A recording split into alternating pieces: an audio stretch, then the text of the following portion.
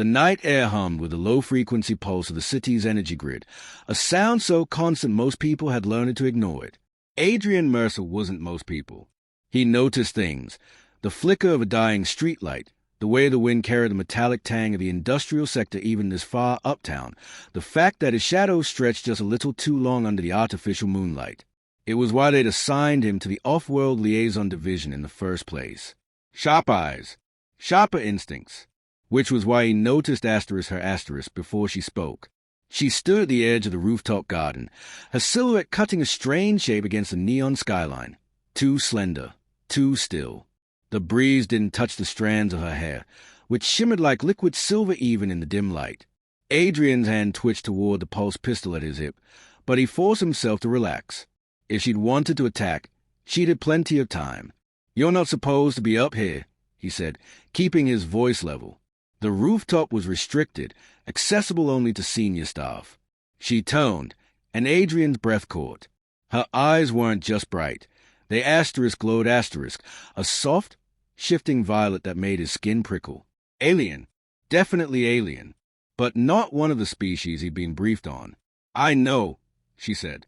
Her voice was melodic, but there was an odd weight to it, like each word carried more meaning than it should.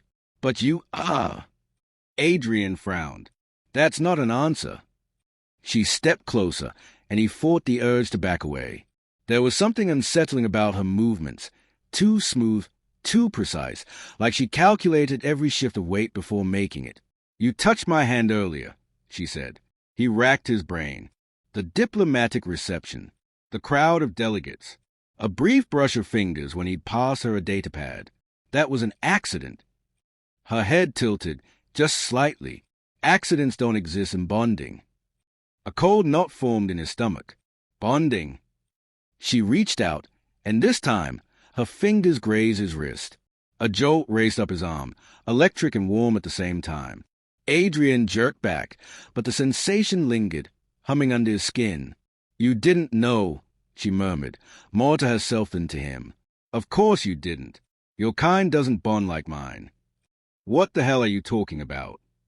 His pulse was too loud in his ears now. She met his gaze, and for the first time, something like uncertainty flickered in those glowing eyes. "On my world, when two people exchange touch with intent, even unknowing intent, it can forge a bond, a permanent one." Adrian's mouth went dry. "You're saying we're... what?" Asterisk linked asterisk now. "Yes." The word landed like a hammer. He wanted to laugh. He wanted to bolt. Instead, he just stared at her, his mind scrambling for logic, for a way out. "That's impossible. You can't just decide something like that." "I didn't decide," she said softly. "You did." The rooftop seemed to tilt beneath him. Adrian gripped the railing, the metal cold against his palm. This wasn't happening. It couldn't be. But the warmth still pulsed where she touched him, and when he looked at her again, he knew she wasn't lying. And that was the worst part. Adrian exhaled sharply, the cold night air turning his breath into a fleeting cloud. He needed to think, needed to process, but the alien girl's presence was like a live wire, impossible to ignore. "You can't just drop something like that and expect me to believe it," he said, his voice edged with forced calm. "There has to be a mistake." She didn't blink. Her violet eyes held his with an intensity that made his skin prickle. "Mistakes don't exist in this." Her fingers flexed slightly at her sides, as if resisting the urge to reach for him again. "The bond is already forming. You felt it." He had. That was the problem. The warmth where she touched him hadn't faded. If anything, it had spread, a slow, insistent heat threading through his veins. He clenched his jaw. "So what? I'm just stuck with you now." A flicker of something unreadable crossed her face. "For my kind, bonding is sacred. It means we are bound for life." Life, the word hit him like a physical blow. He turned away, gripping the railing until his knuckles ached. Below, the city sprawled in a maze of light and shadow, indifferent to his disbelief. There has to be a way to undo it. Silence. Then, softer, "There isn't." Adrian whipped back toward her. "You expect me to accept that?" She didn't flinch. I expect nothing. But the bond doesn't lie. He wanted to argue, to demand proof, but the certainty in her voice was absolute. And Weiss, some buried, instinctive part of him recognized it. Like a whisper in his blood, a chime from his wristcom shattered the tension.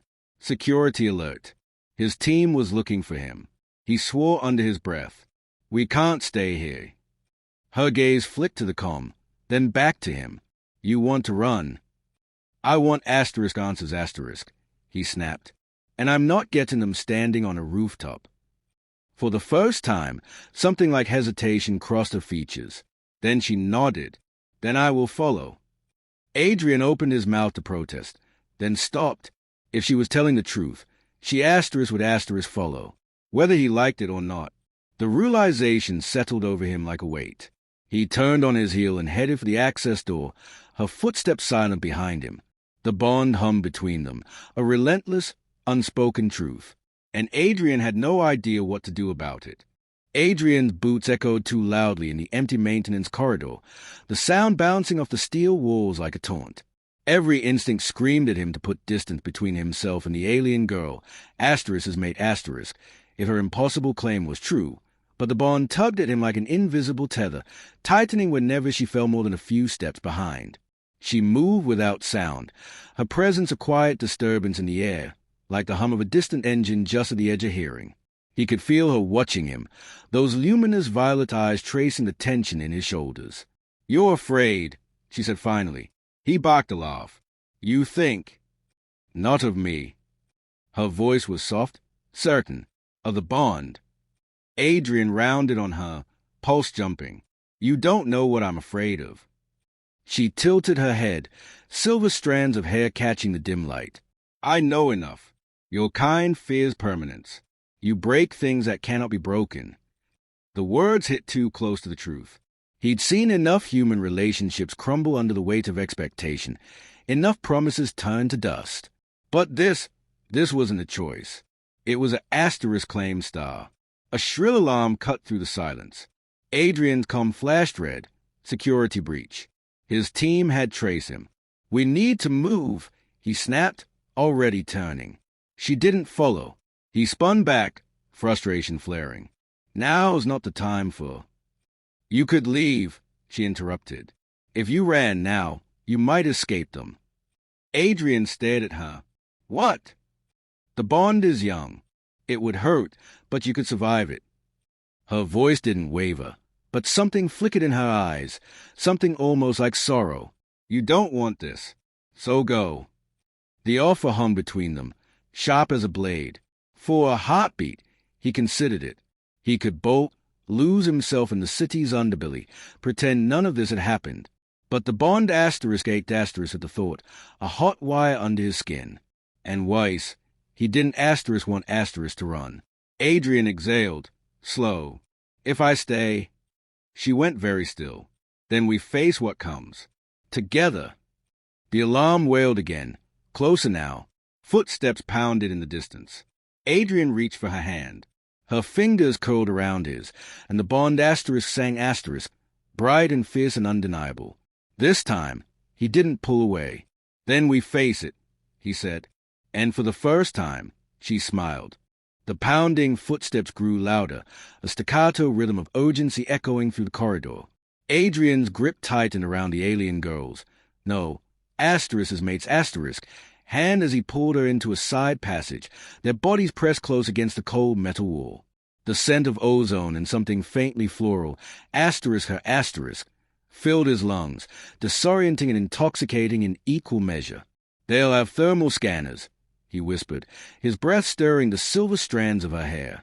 Can your people mask heat signatures? She turned her face toward his, so close he could see the subtle pulse of light in her irises, like distant stars flaring to life. Not mask, redirect. Her free hand rose, fingers hovering just above his chest. May I? Adrian hesitated. Every instinct honed by years of training screamed against letting an unknown entity, alien or not, alter his physiology. But the bond between them hummed, warm and insistent, and beneath that, something deeper. He gave a sharp nod. Her touch was feather-light, barely there, but the effect was immediate. A cool rush spread through his veins, like diving into a moonlit lake, and his skin prickled as if charged with static. She shuddered against him, her breath catching. "Does it hurt you?" he asked, voice low. Her lashes fluttered. Not hurt, but it cost that asterisk. Before he could ask what she meant, the security team rounded the corner, their armored boots clanging against the grating. Adrian held his breath as the lead officer swept the scanner in their direction, then moved on without pause, the device's screen dark. Impossible. The moment the team vanished around the next bend, Adrian exhaled sharply. That shouldn't have worked. Those scanners detect life, not just heat. She withdrew her hand, her glow dimmed. I shifted our resonance. To them, we are shadows, less than they. A pause. For a little while. Adrian stared at her. The implications were staggering, not just for evasion, but for infiltration, surveillance. Water his superiors would dissect her for this ability if they knew.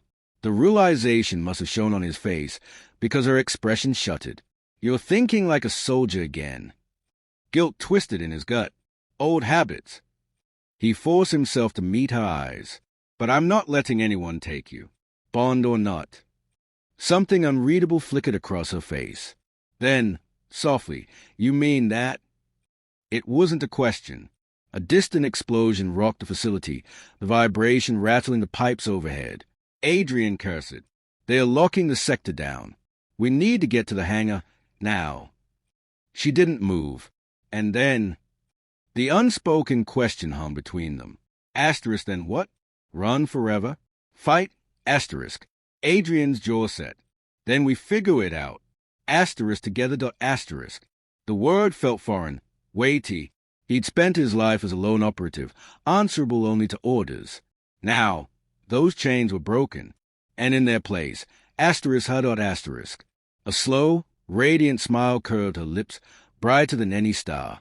She laced her fingers through his. Together, she echoed, and as the sirens wailed and the world burned around them, they ran, not away, but toward into the chaos and the unknown and the promise of something neither had dared hope for. The bond thrummed between them, alive and unbreakable.